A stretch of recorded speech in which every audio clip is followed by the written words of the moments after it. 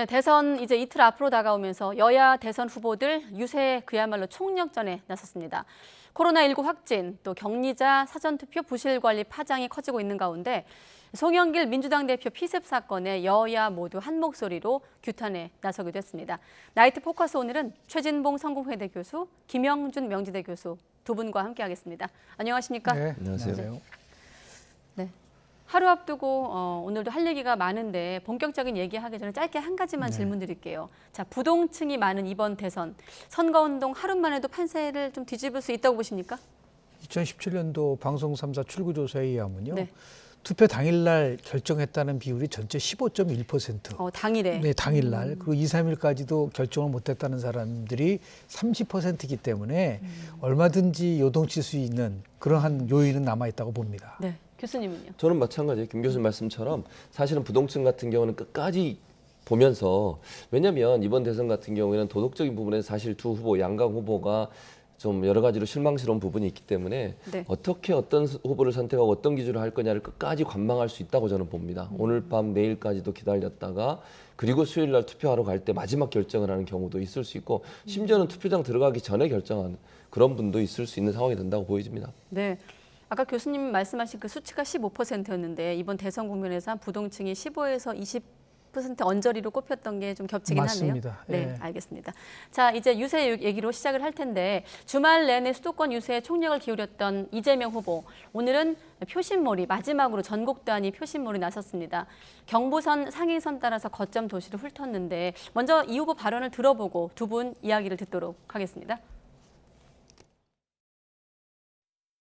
연능하고 충실한 국민의 일꾼 대리인이 필요하다. 맞습니까, 여러분? 연능한 경제 대통령 후보, 진정한 통합의 대통령 후보, 전쟁이 아닌 평화를 가져올. 네, 상행선 따라 거점 도시를 훑는다. 어떤 의미가 있는 행보일까요? 실제로 이제 선거 전략적 측면을 보면요. 네. 자신의 가장 취약한 지역에서 시작해서 자신의 강세 지역으로 끝나는 것이 보통 통상적인 전략이에요. 그러다 보니까 이재명 후보 같은 경우는 영남이 이제 상대적으로 좀 취약하다고 느껴지니까 네. 거기에 집중을 하고, 아마도 이제 마지막에는 본인의 가장 강세 지역인 경기도나 아니면 서울이 요충 지역이기 때문에 네. 수도권에다 집중하는 그런 전략을 칠 가능성이 굉장히 크다고 저는 봅니다. 네, 대구에선 여기선 지금 발언 속에 없었습니다만은 경북 도민의 노래도 부르고 또 홍준표 의원의 정책도 있겠다 이런 전략을 내놓기도 했거든요. 그렇죠. 김 교수님 말씀처럼 사실 이제 대구 경북 지역이 민주당이 대체적으로 좀 약세가 있는 지역이지 않겠습니까? 네. 그런데 지금 이재명 후보는 고향이 안동이에요. TK 출신입니다. 그러니까 본인이 고향이 TK이고 거기에서 대통령 후보로 나왔고, 물론 민주당이 후보이긴 하지만요. 그래서 경북에 대한 사랑, 경북에 대한 관심, 이런 부분들을 적극적으로 이렇게 보여주려고 하는 것 같아요. 왜냐하면 본인이 경북의 어떤 아들로서 성장해 왔고 지금까지 온 것이 결국 경북에 뿌리를 두고 있다는 부분을 집중적으로 공략을 해서 대구 지역, TK 지역에서 30% 정도까지의 득표율을 끌어올리려는 의도라고 저는 보거든요. 지난번에 그 20% 정도 중반만 해도 잘하는 걸로 볼 수 있지만 30%까지 올라가게 되면 상당히 큰 성과라고 볼 수 있을 네. 텐데, 본인은 어쨌든 지금까지는 한 번도 민주당 후보 중에 TK 출신 후보는 없었어요. PK는 있었지만. 그렇기 때문에 본인의 TK 출신이라고 하는 강점을 살려서 이 경북 도민의 노래를 부른 것도 본인이 경북 출신이고 경북에서 뿌리를 두고 살아온 사람이다 라고 하는 부분을 적극적으로 어필해서 TK 지역의 지지율을 30% 이상으로 끌어올리려는 전략적인 선택이 아니었나, 이렇게 생각이 됩니다. 제주에선 뭐라고 얘기했냐면 초보 아마추어의 연습장이 아니다. 국정은 아마추어 연습장이 아니다라면서 인물론을 부각했는데, 자, 하루 선거운동 남은 시점에서 두 분께서 이재명 후보 캠프 쪽에 만약에 조언을 한다면 어떤 게 좀 더 추가돼야 한다고 보십니까? 전략적으로. 결국은 뭐 마지막에 부동층이 투표하는 요인은 크게 세 가지예요. 네. 하나는 변화된 메시지를 과연 만들어낼 수 있느냐라는 거고요. 두 번째는 우리 민생을 챙길 수 있느냐. 그리고 세 번째는 도덕성이 어느 정도 있느냐, 이 세 가지고 하는 거기 때문에 네. 도덕성이 문제야 뭐 이제 바꿀 수는 없는 거고요. 결국은 대통령 선거는 미래를 보고 투표를 하는 거기 때문에 어떻든 간에 나의 미래에 대해 도움을 주고 나의 삶에 도움을 줄 수 있는 그러한 비전을 제시해야 되는데, 지금 전반적으로 보면 상대방에 대한 비판들은 굉장히 많은데 내 상품이 좋으니까 내 상품을 찍으라는 게 아니라 저 상품이 나쁘니까 내 상품을 가져가라는 거는요. 제가 볼 때는 별 이렇게 설득이 약할 수도 있다는 말씀을 좀 드리고 싶습니다. 어쩌면 지금 김 교수님 말씀은 이따가 대장동 파문 얘기할 때 좀 더 연장될 수 있을 것도 같고요. 네, 교수님. 그러니까 인물론을 적극적으로 이제 얘기할 수밖에 없어요. 그러니까 연장선상의 말씀을 드려보면 정책적 부분들 좀 더 부각을 시키고 본인이 능력을 갖추고 있는 후보라고 하는 부분을 적극적으로 어필해야 된다고 저는 봅니다. 네거티브는 이제 제가 볼 때는 더 이상 역할을 할 가능성이 좀 낮아졌기 때문에 막판에는 결국 미래에 어떤 대통령을 우리가 뽑을 거냐 하는 부분에 관심이 깊어질 거고 그랬을 경우에는 그 대통령이 갖고 있는 정책과 비전이 뭐고 능력을 어느 정도 발휘할 수 있는 자질을 갖추고 있느냐 하는 부분들이 적극적으로 어필될 수 있도록 만들어야 된다. 이런 생각이 들기 때문에 아마 이재명 후보 측에 제가 조언을 한다면 이제 전국적으로 마지막 어떤 부분에 중점적으로 어떤 대한민국을 만들겠다는 비전을 명확하게 좀 보여줄 필요가 있어요. 그러니까 유권자들이 볼 때 여러 가지를 얘기하는 것보다도 확실하게 어떤 대한민국이라고 하는 유능한 경제 대통령이라는 이미지를 만들어냈습니다만 그 이외에도 어떤 대한민국을 꿈꾸고 있다고 하는 부분들이 적극적으로 어필될 수 있도록 하는 그런 어떤 그 초점이 맞춰지는 유세들이 좀 있었으면 좋겠다 이런 조언을 드리고 싶습니다. 네, 방금 두 분께 드린 질문은 잠시 뒤 윤석열 후보 행보 때도 여쭤볼 텐데 그 전에 넘어가기 전에 송영길 대표 피습 사건 얘기도 간단히 좀 짚고 넘어가도록 하겠습니다. 신촌에서 선거운동 도중에 둔기에 머리를 가격당하는 사고를 당했습니다. 앞서 대선 막바지 돌발 변수 중에 하나로 꼽았는데 다행히도 생명에 지장이 없는 상황이라고 하는데요. 한번 설명을 들어보시죠. 김영지 사무총장 발언입니다. 송영길 대표가 전하는 말은 서로 다른 생각을 가지고 있더라도 폭력은 있을 수 없다라고 얘기했습니다. 선거의 과정이 국민 통합의 장이 됐으면 좋겠다라는 입장을 밝혔습니다. 네, 이번 사건 어떻게 보셨습니까? 다들 좀 놀라셨는데. 예, 2006년도 5월 20일 날 박근혜 대표가 피습을 당했는데요. 네. 또 그게 공교롭게도 비슷한 신촌에서 있었어요. 네. 그래서 그 이후에 대전은요 한방 가지고 그때 지방선거에서 압승을 했었는데 이후 여하를 막론하고 이 폭력이라는 것은 특히 선거 과정 속에서의 폭력은 민주주의에 대한 적이고 민주주의에 대한 테러고 이거는 용납될 수 없는 아주 반드시 이 부분에 대해서는 책임을 물어야 되고 이거로 인해서 선거가 마지막 남은 이 선거 기간이 혼탁하게 간다든지 아니면 대한민국의 민주주의를 위협하는 요인들은 절대로 있어서는 안 된다는 말씀을 좀 드리고 싶습니다. 네. 일단 70대 남성 표모 씨는 현행범으로 체포가 됐고 이 남성 같은 경우는 유튜버로 활동한 것으로 알려지고 있는데 앞서 자막에서도 송영길 대표가 생각은 달라도 폭력은 있을 수 없다고 했고 또 두 양강 후보도 비슷한 입장을 내놨거든요. 어떻게 교수님은 맞는 보셨습니까? 말씀이죠. 폭력이 있어서는 절대로 안 되는 거죠. 이런 식으로 어떤 다른 사람 내가 가지고 있는 생각이 다른 사람과 다르다고 해서 그 사람을 폭력이나 무력을 이용해서 어떤 위해를 가한다. 이건 있을 수 없는 일입니다. 절대 민주사회에서는 있을 수 없는 일이고요. 이번 일도 정말 저분이 왜 그런 행동을 했는지 이해가 안 되지만 엄벌에 처해야 된다고 저는 봅니다. 저런 일들이 다시 발생하지 않도록 하기 위해서는 저렇게 자기 생각을 폭력적인 방식으로 표출하는 사람들에 대해서는 엄벌에 처해서 이런 일이 발생하지 않도록 해야 되고요. 네. 제가 볼 때는 이 사건이 뭐 특별히 선거에 영향을 미칠 가능성은 저는 낮다고 봅니다. 뭐 여러 가지 이유가 있겠지만 그럼에도 불구하고 자기 의사를 표현하는 방식은 자유스럽게 많이 할 수 있는 거 아니겠습니까? 그런데 폭력을 행사했다고 하는 것은 도저히 용납될 수 없다는 점 명확하게 이해하고 또 우리가 이 부분에서 명확하게 대처할 필요가 있다는 생각이 듭니다. 네, 아직 화면에 안 나갔는데 이 사건에 대한 두 후보의 입장도 정리해 놓은 게 있는데 소개하고 다음 질문 넘어가 보도록 하겠습니다. 자, 이재명 후보 같은 경우는 폭력은 소중한 민주주의를 훼손하는 행위로 결코 있어서는 안 될 행위다라고 했고 윤석열 후보 역시 그 어떤 폭력도 정당화될 수 없다는 입장을 밝혔습니다. 자, 윤석열 후보 얘기로 바로 넘어가면 되겠네요. 자, 주말에 이어서 사흘째 수도권 공략에 주력하고 있습니다. 대선 전에 최대 표밭이자 부동층이 밀집해 있는 수도권 민심을 대상으로 이른바 선택과 집중을 하고 있는 것으로 보이거든요. 이번 선거에서 결국은 어느 지역이 캐스팅 보트를 쥐고 있느냐라는 걸 얘기를 하면은 지금 전체 유권자 중에서 50.5% 50%를 차지하고 있는 게 네. 결국 수도권이에요. 서울 같은 경우가 약 833만 명, 그 18.9%고 가장 많은 데가 경기인데 25.9%, 1,142만 명.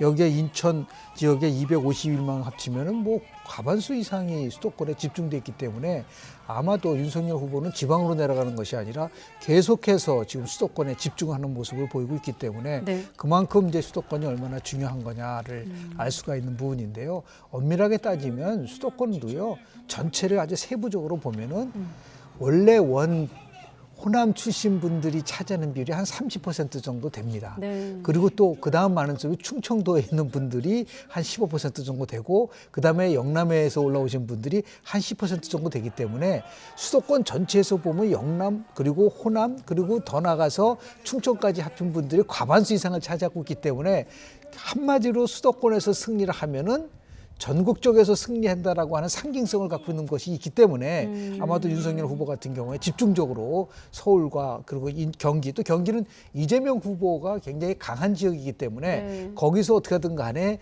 교두보를 마련한다라는 그런 전략으로 집중하고 있는 게 아닌가라는 생각을 좀 합니다. 네, 그래서일까요? 이재명 후보와 민주당 정권을 겨냥해서 운동권 족보팔이 중이라는 표현을 쓰기도 했거든요. 윤 후보 얘기도 한번 들어보고 또 최 교수님께 질문 드리도록 하겠습니다. 유능한 경제 대통령이라고 해서 물타기를 하는데 지금은 대통령이나 정부가 그저 멍청한 짓 안 하고 정직하면 됩니다. 학교 다닐 때 데모 좀 했다고 그래가지고 그 족보팔이 해가지고 수십 년을 정치권 언저리에서 맴돌면서 그렇게 벼슬자리하고 네, 앞서 교수님도 언급하셨다시피 이재명 후보의 안방적인 경기도를 공략했는데 지금 발언 속에선 족보팔이란 말이 있었고 또 여긴 포함 안 돼 있습니다만 되먹지 못한 머슴 갈아줘야 한다면서 맹공을 펼쳤거든요. 저는 이제 저런 발언들이 중도층에 과연 도움이 될까라는 생각이 들어요. 그러니까 물론 지지층을 흡수하는 데는 도움이 될 겁니다. 어쨌든 정권 심판하겠다고 하는 그 어떤 주장 이런 부분들이 강하게 어필되는 부분에 있어서는 지지층에는 결집을 이끌어올 수 있지만 네. 저런 표현들은 사실은 미래 대통령의 모습으로 보기에는 상당히 좀 부적절해 보여요. 저는 개인적으로. 그래서 저런 표현들 자꾸 하게 되면 마지막 표심의 중도층들이 과연 윤석열 후보를 미래 대통령, 우리나라를 대표할 대통령으로 뽑는데 선뜻 손이 갈까라는 생각이 들 정도입니다. 되먹지 못했다든지 머슴 그리고 대통령의 경제적인 능력이 없어도 된다는 뉘앙스의 발언을 하시면 저는 안 된다고 보거든요.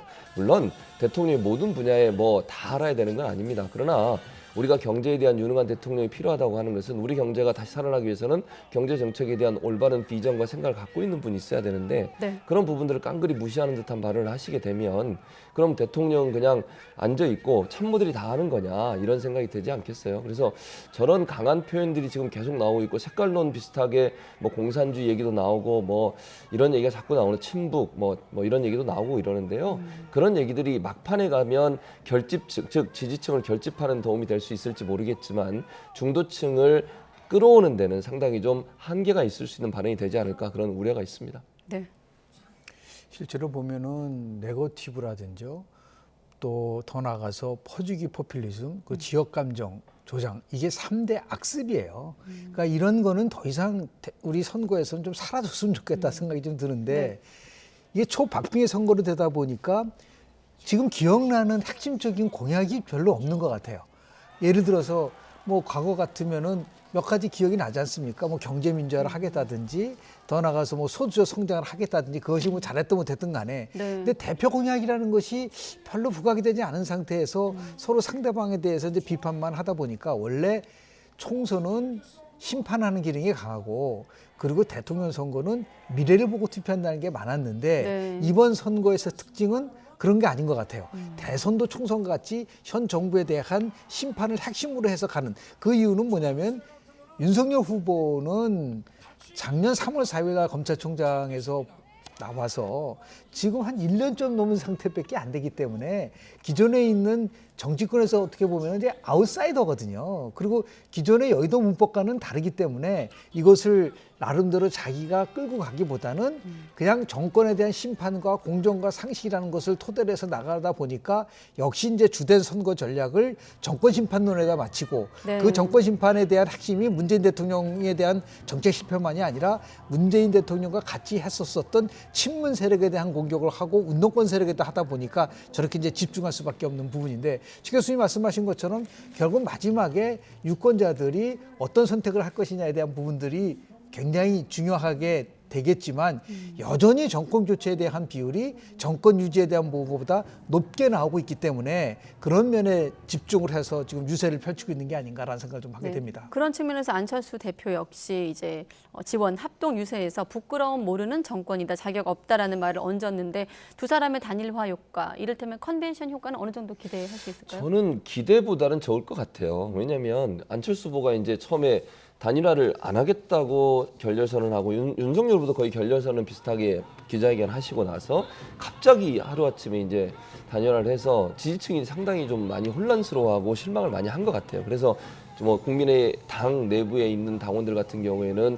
반발하는 그런 글도 많이 올리고 탈당하는 것이 이루어지고 있고 또 일부 그 당에 속해 있던 뭐 간부들 같은 분이 이재명 후보 지지하는 쪽으로 돌아오는 경우도 있고요. 그래서 뭐 제가 볼 때는 단일화의 효과가 극대화되기는 좀 어려울 것 같고요. 네. 시기적으로 너무 늦었고 또 너무 갑작스럽게 안 하겠다고 하다가 하게 되니까 이게 야합이 아니냐는 비판에 휩싸여 있고 또 지지층에서도 결렬이 일어나고 지지층 사이에서도 어떤 이렇게 나눠지는 듯한 양상을 보이고 있어서 일부가 윤석열 후보를 지지할 수는 있겠지만 제가 볼 때 단일화에 온전한 효과를 누리기는 어렵다. 일부는 또 반발해서 이재명 후보를 지지하거나 아니면 투표를 안 할 수도 있는 상황이 될 수 있기 때문에 단일화가 생각했던 것보다 즉 그냥 산술적으로 윤석열, 안철수 두 분의 지지율이 그대로 다 윤석열 후보에 가기는 어려울 거라고 저는 보고요. 네. 어느 정도까지 갈지는 이제 두고 봐야 될 것 같은데 얼마나 많은 실망을 했느냐 하는 부분들이 결국 그 기준이 될 거라고 보이죠. 안철수가 그게 사실은 이제 급박하게 느껴지셔서 스스로 손편지도 쓰고 또 인터뷰도 하고 이러지 않았습니까? 그 유튜브를 통해서 이런 부분들이 결국은 이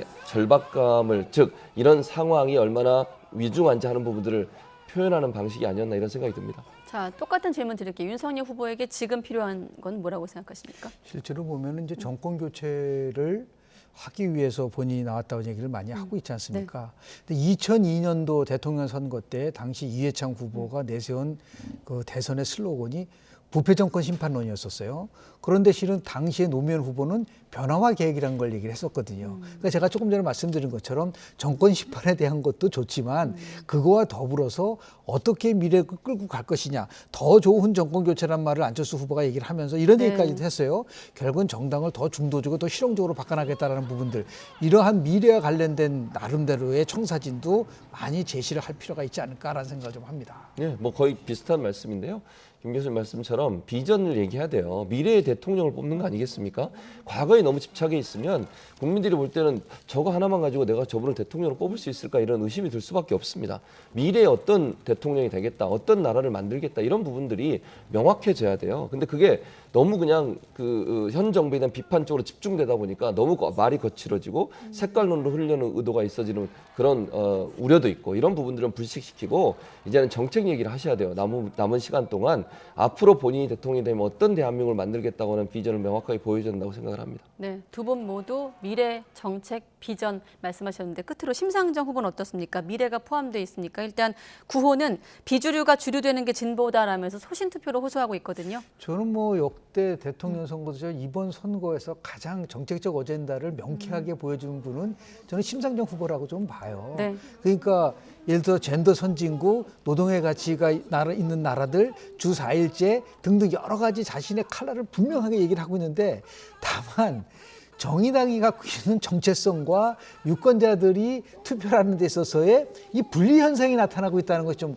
아쉬운 부분들. 이것이 이제 지난 조국 사태 때의 정의당이 한번 실패를 하면서 많은 부분에서 실망감이 많았었거든요. 이런 것들이 연속 성선에서 본다면은 가치를 가지고서 선거를 치르는 사람은 제가 볼 때는 심상정 후보가 다른 후보보다는 상대적으로 강한 후보가 아닌가라는 생각을 좀 합니다. 네. 네, 말씀하신 것처럼 참 심상정 후보는 사실은 정책적 부분이나 가치적인 부분에서는 충분히 본인의 어떤 아이덴티티가 명확하다고 저는 봐요.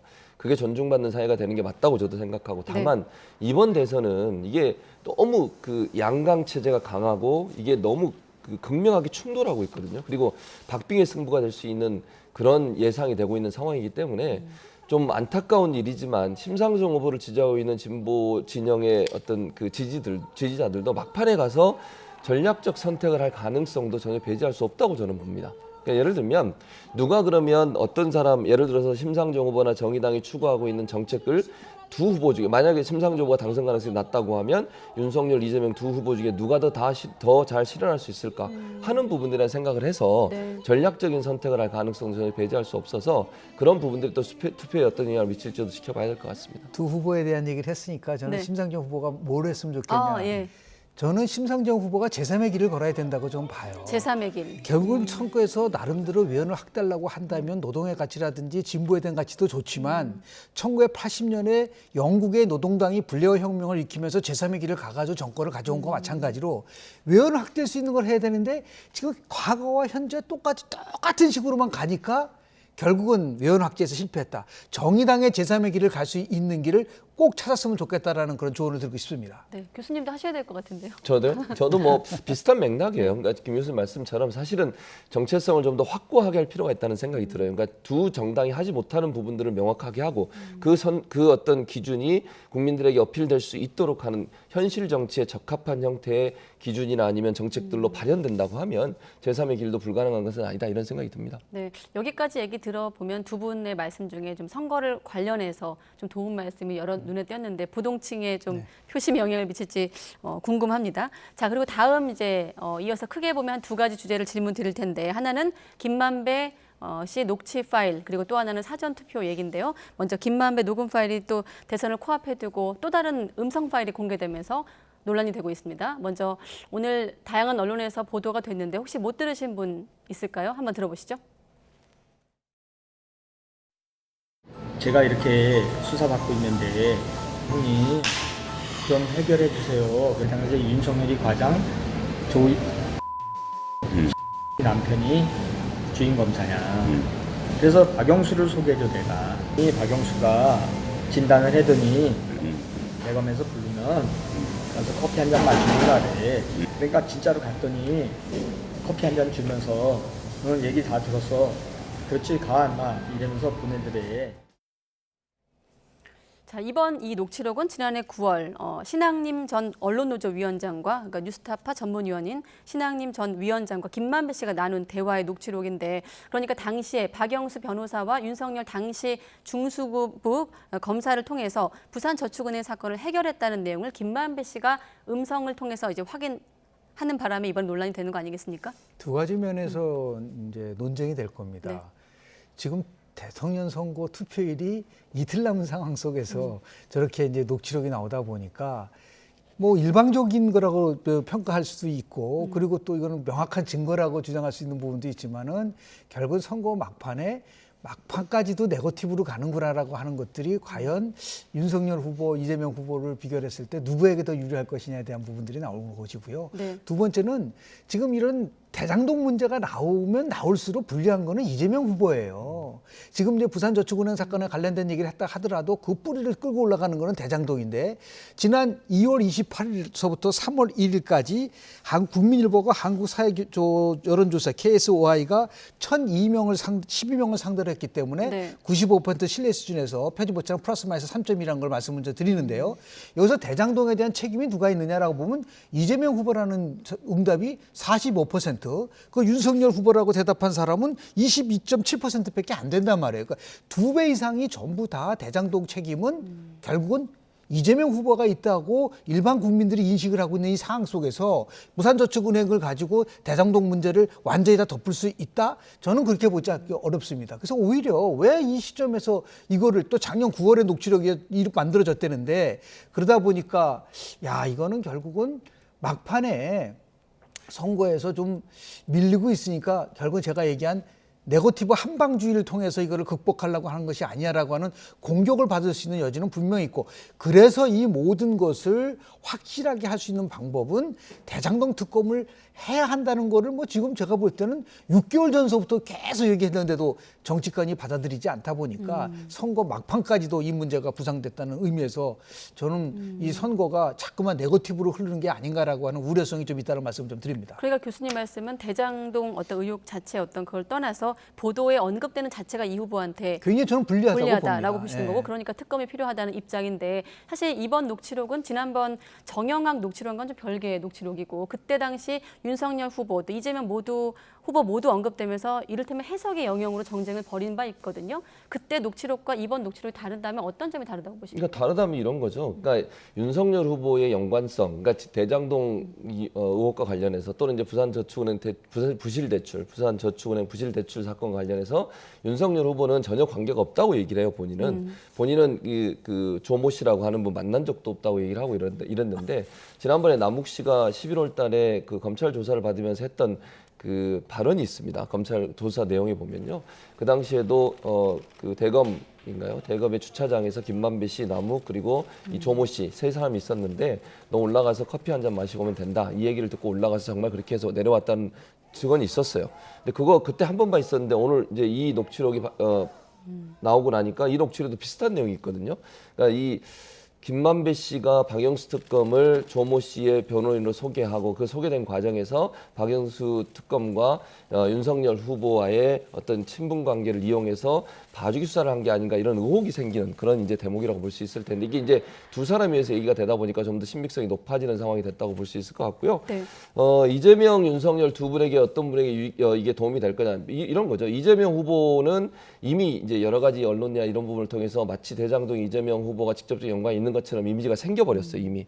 근데 윤석열 후보는 거기에서 일정 부분 좀 비껴나와 있었는데, 지난번에 그 윤석열은 내가 가지면 카드면 죽어라든지, 아니면 영장 치면 죽어라든지, 이런 발언들이 또 소개가 되고 이러면서, 아, 대장동 사건에 윤석열 후보도 연관된 거 아니냐, 이런 이제 생각이 생기게 됐고, 네. 이번 녹취록 때문에 그 부분이 조금 더 강하게 이미지가 생길 수 있는 요소는 있다는 생각이 듭니다. 그래서 이게 이제 윤석열 후보가 검찰총장이나 아니면 검사로서 역할을 하시면서 혹시나 봐주기 수사를 한 게 아닌가 하는 의혹이 생기게 되면, 이게 사실은 양측 다 이 대장동과 관련해서 문제가 있는 게 아닌가 하는 이미지가 생길 수 있는 여지가 생겼다는 점, 이런 점이 마지막에 영향을 미칠 수 있는 여지는 있다고 보여집니다. 네, 이번 녹취의 이제 큰 틀에서 세 가지인데, 하나는 지금 언급한 저축은행 관련해서 이제 부실수사 의혹 대목이 하나가 있고, 또 한 가지는 이제 김만배 씨가 성남시 어떤 선배당 구조에 불만을 토로했다라는 대목이 하나 있고, 그리고 이제 국민의힘 김은혜 의원이 반박한 내용은 뭐냐면, 대장동 이를테면 자금책 조모 씨를 만나서 커피를 타주고 윤 후보가 당시에 봐주기 수사했다는 민주당 주장이 허위라는 주장이거든요. 여기에 대한 국민의힘 김은혜 의원 발언 듣고 또 이야기를 이어가도록 하겠습니다. 검사가 묻습니다. 당시 대검 중수부에서 윤석열 중수과장을 만나거나 조사받은 적이 있는가요? 윤석열 검사를 만난 적이 없습니다. 라고 진술합니다. 사실 이 대목은 남욱 변호사가 검찰에 진술한 내용을 지난달에 다른 언론이 보도한 바 있거든요. 그 내용이 이번에 녹취록을 통해서 다시 한번 이제 확인했다는 거고, 거기에 대한 이제 국민의힘 입장까지 들어본 거거든요. 진실 공방이잖아요. 이거는 네. 수사를 통해서만이 이루어질 수 있는 거고, 네. 서로의 녹취록. 그러고 따지면 남욱 씨가 얘기했었던, 내가 일찍 귀국했으면은 이재명 후보는 굉장한 영향을 받을, 그런 얘기도 또 나오잖아요.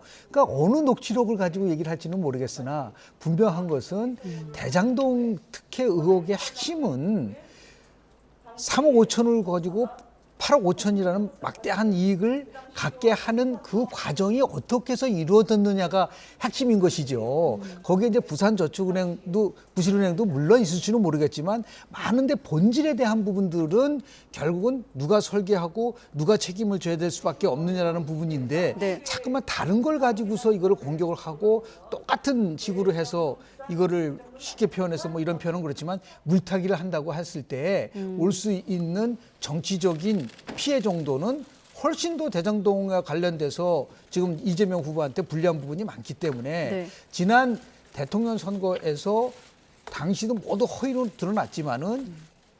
이해창 후보의 아들 병역 문제를 가지고서 논란이 있을 때 아들 병역 문제를 가지고 계속해서 방어를 하다 보면 오히려 몰랐던 사람도 알게 되는 부분들이 있는 거거든요.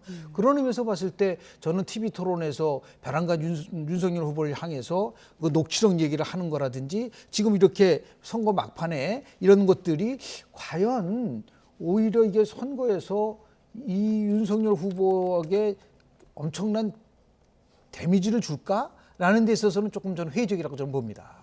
그렇군요. 교수님. 저는 이렇게 생각해요. 그러니까 지금 이제 대선 토론 과정에서 그런 얘기가 나올 수밖에 없었던 이유는 윤석열 후보가 대선할 때마다 토론할 때마다 대통령이 있을 거네요. 그 만약 정책적 얘기를 했으면 그 얘기 나오지 않았을 거예요. 윤석열 후보는 3번 법정 토론하면 3번 내내 이슈와 관계도 없는데 대장동 이슈를 계속 끄집어내가지고 그걸 이재명 후보를 공격하는 수단으로 활용을 했습니다. 그럼 반박하는 과정에서 어쩔 수 없이 이재명 후보는 얘기할 수밖에 없는 상황이 됐다는 것을 먼저 말씀을 드리고요. 네. 그러니까 녹취록 관련돼서 이제 이재명 후보가 지금까지 여러 가지 의혹이 나왔지만 본인이 직접 돈을 받거나 뇌물을 받았거나 아니면 뭐 부패한 일이 있었다거나 아무런 증거도 나온 게 없습니다. 현재까지는. 그런 상황에서 이제 주변에 있는 사람들이나 아니면 그 일에 비리가 있었던 사람들이 수사를 받고 있는 상황입니다. 이제 국민의힘은 그게 마치 이재명 후보가 모든 걸 했다는 것으로 지금 몰고 가고 있는데 그런 과정에서 윤석열 후보 관련된 이런 녹취록이 나오게 되면 이게 윤석열 후보는 과연 그러면 지금까지 수사하고 조사하는 과정에 있어서 부정적인 일이나 잘못된 일을 하는 게 없는 건가 하는 분의 의문이 생긴다고 저는 봐요. 네. 그러니까 이번 사건은 사실은 이건 봐주기 수사라고 하는 의혹이거든요. 사실은. 그러니까 조사를 받아야 될 후보자의 어떤 피의자에 대해서 누군가의 부탁이나 청탁을 받고 물론 그게 사실인지 아닌지는 모르겠습니다만 네. 그것 때문에 그냥 무혐의 처리를 해주거나 수사를 제대로 안 했다고 하면 이건 검사로서의 직무를 완전히 잘못한 거 아니겠습니까? 그런 점들이 부각될 수 있다고 저는 생각해요. 네. 그러니까 대장동이냐 아니냐 이걸 떠나서 윤석열 후보가 제대로 수사를 했느냐 아니면 정말로 누군가의 부탁을 받고서 봐주기 수사를 했느냐 안 했느냐 하는 부분들은 국민들에게 또 다른 의혹이 되는 부분으로 각인될 수 있다고 봅니다. 네, 지금 자막에서처럼 시민단체는 이번 부실 수사 의혹 관련해서 추가 고발을 한 상황이고 민주당은 신속한 검찰 수사를 촉구했고 국민의힘은 막판 네거티브 선동이라며 녹취록은 허위다라는 입장인데 결국 이 많은 얘기는 이 질문을 드리기 위함 아니겠습니까? 자, 대선 하루 앞두고 김만배 씨 녹취록 어느 정도 변수로 작동할까요? 저는 뭐 크게 영향이 있을 거라고 보지를 않아요. 왜냐하면 통상적으로 보면요. 공식적인 선거운동이 들어가면은 그 어떤 각종 의혹도 이제는 서로 동일한 상에서 사람들이 평가하는 부분들이 많기 때문에 막판에 이렇게 또 우리가 어떨 때 보면은 지난 대통령 선거 과정 속에서 보면은 김대엽 관련된 부분들도 상당히 논란이 많았었지 않았었습니까? 네. 근데 그걸 다 나중에는 허위 사실로 드러난 부분들도 좀 있고 그렇고요. 저는 이제 민주당이 윤석열 후보가 몸통이라고 한다면 그러면 그 다음에는 논리적으로 따라오는 게 나무, 뭐 김만배, 그 정여가 모든 사람들이 윤석열 후보와 어떻든 형태든 간에 관계가 있어야지만이 그게 몸통이라는 것이 나름대로 논리적으로 맞는 거 아닌가요? 네. 그런데 그런 관계가 지금 정확하게 드러나고 있지를 않은 상태에서 몸통이라고 얘기했을 때 과연 얼마나 많은 사람들이 그 문제와 관련돼서 설득을 할 수가 있을까. 그러니까 자꾸만 부산저축은행 수사 문제와 관련돼서 얘기하는데 그것은 대장동 특혜 의혹과 관련된 핵심의 본질은 아니다. 이것이 오히려 이제 선거 막판에 저렇게 불거지면은 이런 생각이 좀 드는 거죠. 야, 막판에 몰리니까 결국은 한 방으로 해가지고 이 문제를 덮으려고 하는구나라고 하는 그런 부분들이 오히려 더 선거에서는 마이너스로 작동될 가능성은 저는 어느 정도 있다고 좀 봅니다. 저는 그러니까 크게 예를 들면 지지층에게는 영향을 안 미쳐요. 예를 들면 보수 진영에 지금 뭉쳐 있는 분들한테 이런 얘기가 무슨 영향을 미치겠습니까? 근데 네. 저는 이게 박빙의 승부가 된다고 하면 중도층에 있거나 아직 표심을 결정하지 못한 분들의 입장에 있어서는 아, 이분이 정말 대통령이 되는데 정말 자격이 있는가 하는 부분에 대한 검증의 기준으로 하나는 될 거라고 저는 봅니다. 어떤 선택을 할지는 물론 유권자들의 선택이지만 유권자들 입장에서는 막판에 이런 이슈가 나왔다고 하면 윤석열 후보에 대한 검찰 그전에 윤석열 후보가 공정과 정의라고 하는 것들을 기초로 해서 나왔지 않습니까? 이런 부분에 대한 의문이 생길 수 있는 부분도 있어서 중도층에게는 일정한 영향을 미치고 그것이 표심에 영향을 미치면 아주 박빙의 승부에서는 중요한 역할을 할 가능성도 저는 배제할 수 없다고 봅니다. 자, 그런데 이 문제를 윤석열 후보가 어제 경기도 의정부 유세 현장 발언에서 다루면서 언론 노조를 향해서 천병이라고 이제 언급을 하면서 언론 노조의 반발을 불러일으켰습니다. 자, 언론 단체 얘기를 먼저 들어보도록 하겠습니다. 자신에게 불리한 보도가 있다고 해서 언론을 싸잡아서 언론 노동자 절대 다수가 속해 있는 노동자업을 향해서 뜯어 고치겠다라고 하는 것은 언론에 대한 윤석열 후보의 몰지각을 드러낸 반헌법적 발언이 아닐 수 없습니다. 네. 양만희 방송기자연합회장 입장을 먼저 들어봤는데 이제 윤 후보 언급을 소개해드리면 민주당이 집권 연장을 위해서 강성 노조를 앞세워 못된 짓을 한다. 그 천병 중에 천병이 바로 언론 노조다라고 이제 윤 후보가 얘기하면서 이런 발언이 나왔거든요. 네, 언론 노조 전체를 얘기한 거는 아닐 거예요. 그러니까 강성 언론 노조에 대한 부분들, 그러니까 누가 봐더라도 균형 감점이 이뤘을 경우에 악의적으로 나름대로 좀 윤석열 후보에게 불리한 부분 쪽에서 얘기했던 것에 대해서 반감적 얘기를 할 것 같은데요. 노조를 결성할 수 있는 거는 헌법에서 보장된 사항이에요. 그래서 다만 우리가 얘기하는 강성 규정 노조에 대한 부분들에 대해서는 여러 군데서 지적이 많잖아요. 지금 한 4%밖에 안 되는데 그분들이 모든 노조의 대변인 것처럼 얘기하는 것에 대해서 문제 제기도 있었던 부분들이 있었기 때문에 결국은 선거 막판에 저렇게 특정한 계층과 특정한 인물을 향해서 무조건 단정적으로 얘기하는 것에 대해서는 결국 이제 마지막에 선거 끝나면 제일 중요한 거는 어떻게 통합을 이뤄내고 어떻게 협치를 이뤄낼 것이냐라는 과제를 안고 있기 때문에 이거는 굉장히 끝까지 남는 숙제로 이 문제를 잘 해결할 수밖에 없는 그러한 상황에 처해 있지 않나 생각을 합니다. 네, 언론 노조를 뜯어고치겠다고 말을 하니까 이제 언론 노조는 노골적인 협박이라고 했는데 사실 심상정 후보 같은 경우는 언론 노조를 민주주의 천병이라고 대응하기도 했습니다만은 교수님 어떻게 보십니까? 그러니까 지금 김 교수님 말씀하셨잖아요. 언론 노조라고 하는 것은 언론사들의 기자들이 모여서 노조를 만든 겁니다. 대부분의 언론사들이 포함되어 있어요. YTN도 포함되어 있고요. 연합뉴스도 포함되어 있고요.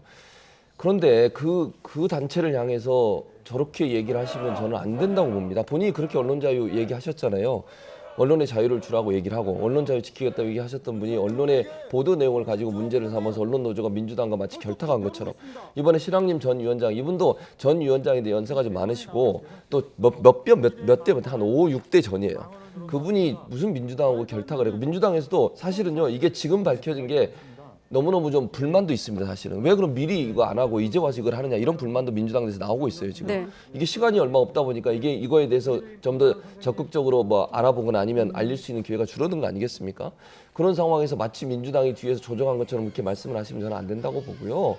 언론인들의 자유는 언론의 보도의 자유, 표현의 자유는 보장돼야 한다고 봐요. 그리고 또 하나 꼭 말씀드리고 싶은 건 윤석열 후보는 자꾸 인터넷 신문이나 조그만 언론사에 대해서 조금 이렇게 폄훼한 듯한 발언을 자꾸 하시는데 그러시면 안 된다고 봅니다. 그러니까 본인이 좋아하시는 언론만 언론이 아니고 본인에 대해 비판적인 보도나 아니면 비판적인 어떤 논평을 하는 언론사도 인정해줘야 되는 거예요. 다 우리나라에 지금 보수적 성향의 언론사도 있고 진보적 성향의 언론사도 있지 않습니까? 그런 언론사들이 다 민주당은 그런 불만 없겠습니까? 네. 그렇다고 해서 언론 노조에서 저렇게 아주 강하게 뭐 뜯어고치겠다 이런 표현을 쓰는 것은 언론에 뭔가 본인이 그럼 힘을 이용해서 대통령이 되면 언론을 뭐 바꾸겠다는 건지 언론에 무슨 뭐 재갈을 물리겠다는 건지 그렇게 오해될 수도 있는 거 아니겠습니까? 그런 발언은 상당히 위험한 발언이라는 생각이 듭니다. 네, 알겠습니다. 자, 이번엔 사전 투표 얘기로 넘어가 보도록 하겠습니다. 뭐 주말에 걸쳐서 여러 번 좀 언급을 했습니다만 두 분 얘기를 안 들어봤기 때문에 짧게만 좀 들어보면 사전 투표를 놓고 여야 해석이 다르거든요. 두 분은 어떻게 해석하고 계십니까? 사전 투표가 높은 게 분산 투표 효과냐 아니면 정말 투표를 끌어올리는 거냐. 2017년도에도 26.1% 사전 투표가 있었는데 실제로 보니까 2012년과 비교했을 때 1.4%포인트밖에 투표율이 안 올라갔거든요. 그러니까 이 코로나라는 이 상황 속에서 내가 본투표보다는 사전투표를 해야겠다라기 때문에 몰린 것인지 네. 아니면 정말 열기가 강하고 지지층이 결집을 하고 해서 올라가는 건데 저는 이제 선거를 연구하고 투표율의 관점에서 본다면 네. 사전투표가 높아서 투표율이 높아질 때 결국 누구에 의해서 투표율이 높아질까? 그것은 저는 20, 30대의 투표율이 높기 때문에 전체적으로 투표율이 높아지는 거라고 저는 봅니다.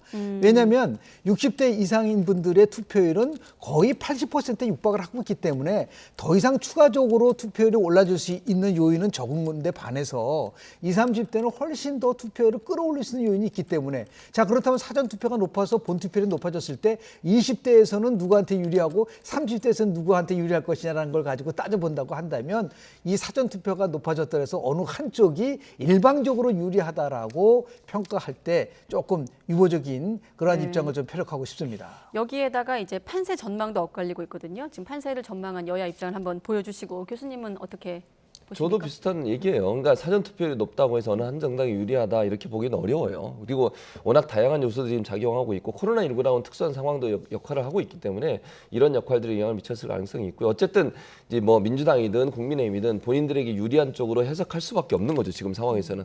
그리고 이제 지지층 결집하기 위해서 그런 부분이 필요하다고 볼 수 있을 것 같고요. 다만 어쨌든 사전 투표율이 높아지는 것은 사전 투표라고 하는 것이 우리의 이제 어떤 선거 문화의 하나로 정착되고 있다 이렇게 볼 수 있을 것 같고요. 네. 이제 앞으로 이런 부분보다 전체적으로 이제 김 교수님 말씀처럼 전체 투표율이 올라가느냐 내려가느냐가 중요하다고 저는 봐요. 네. 이만큼 이제 10% 정도 뭐 차이가 나잖아요.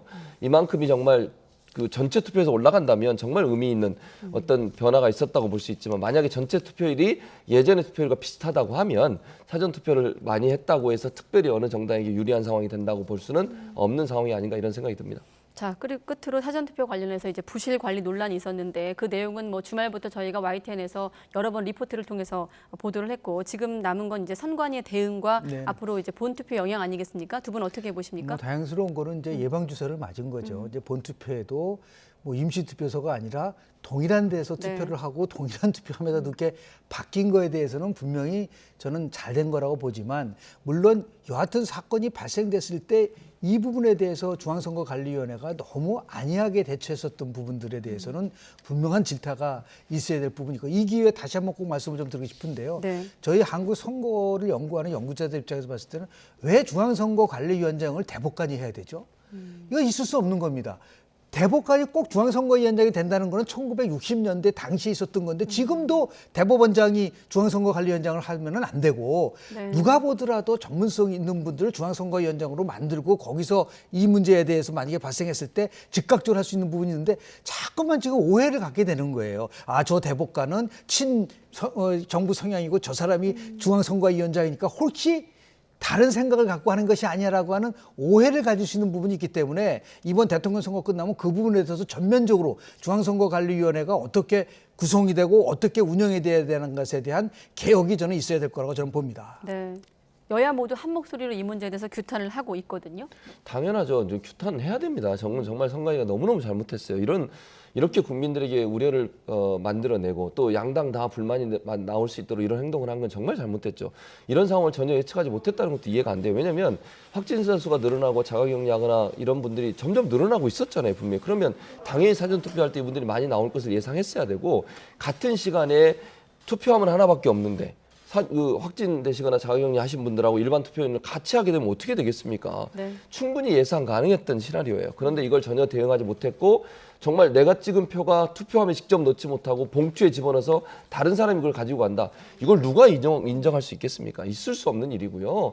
정말 이번 기회에 선관위 정말 반성하시고 국민 앞에 소장이 밝히고 그리고 앞으로 이제 본투표에 물론 이제 격리해서 따로 하기로 했지만 일반 투표가 다 끝나면 그 다음에 이제 확진자나 자가격리하는 분들이 하기로 했지만 이것도 잘 준비하셔야 한다고 저는 봐요. 왜냐하면 이게 이제 본투표하는 날 사람이 많아지면 6시 넘어서도 줄을 서는 경우가 있어요. 그러면 이분들 확진되신 분이나 자가격리 하신 분들 먼저 오실 수 있잖아요. 그럼 이분들 어디에 대기해요? 이것도 잘 준비하셔야 되고요. 일단 대기표를 준다고 하더라고요. 그러더라도 어떤 장소가 저는 네. 필요하다고 생각해요. 머무를 수 있는. 또 바람 불고 춥고 이럴 수도 있으니까 그런 부분들이 좀 세심하게 마련되지 않으면 본투표에도 혼란이 올 수 있다. 네. 한 번 잘못한 일을 했으면 두 번은 절대로 이런 일이 발생하지 않도록 선관위가 제대로 정신 똑바로 차리고 해야 된다고 생각을 합니다. 네. 두 분 말씀에 다 들어있습니다만 사실 이번 대선 뭐 변수 중의 변수가 코로나19 확산 아니겠습니까? 뭐 이례적인 상황 맞고 있지만 참정권을 철저하게 좀 보장하는 쪽으로 선거 관리는 좀 철저하게 이루어져야 되겠습니다. 여기까지 듣도록 하겠습니다. 네, 최진봉 성공회대 교수, 김용준 명지대 교수 두 분과 함께했습니다. 고맙습니다. 네, 고맙습니다.